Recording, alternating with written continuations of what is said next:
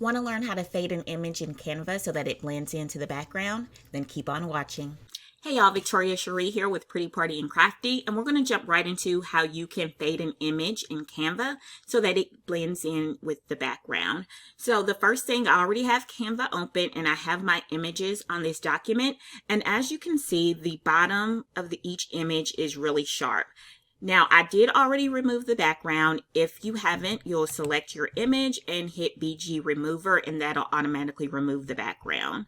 But again, the bottoms are really sharp, and I want to get rid of those sharp edges. I want it to blend in into the background because we do have this colorful little rainbow fog behind it. So what I'm going to do is, first I'm just going to duplicate this page so we can see the difference between the two. And what you want to do is use an app. But before we do that, we want to select the image that we want to fade. I'm going to start with the top left and we're going to fade her out. So with her selected, left side panel, you'll click on apps and you want to find an app called Easy Reflections. Okay, once you select it, you're going to choose the one with this shoe. And you're going to hit create reflection.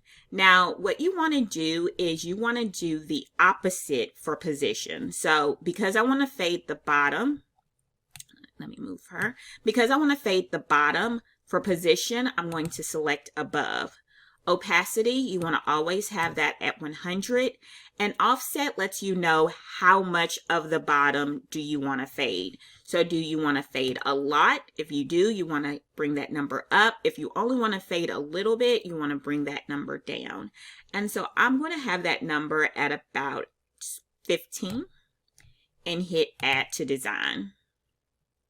Now, once I add it to the design, it comes in smaller and flip, so I want to flip it first, and I'm going to flip it vertical, and then I'm going to enlarge it. So I'm going to bring both down so you can see how much of fade it gave us.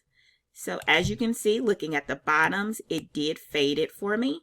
So I gave it a really small fade, and I actually like it like that. So I'm going to put the faded version up here. And then I'm going to delete the original version. Now I'm going to repeat this process with all of the others. So I'm going to repeat it with her on the right side. I'm going to hit go back. Easy reflections, create reflection. Position is going to be above. Opacity, we want it at 100. And again, offset, how much of a fade do you want?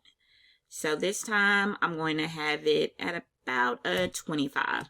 I'm going to hit add to design. I'm going to select flip vertical, and we have it flipped. So again, we can compare if we bring them side by side, make it bigger.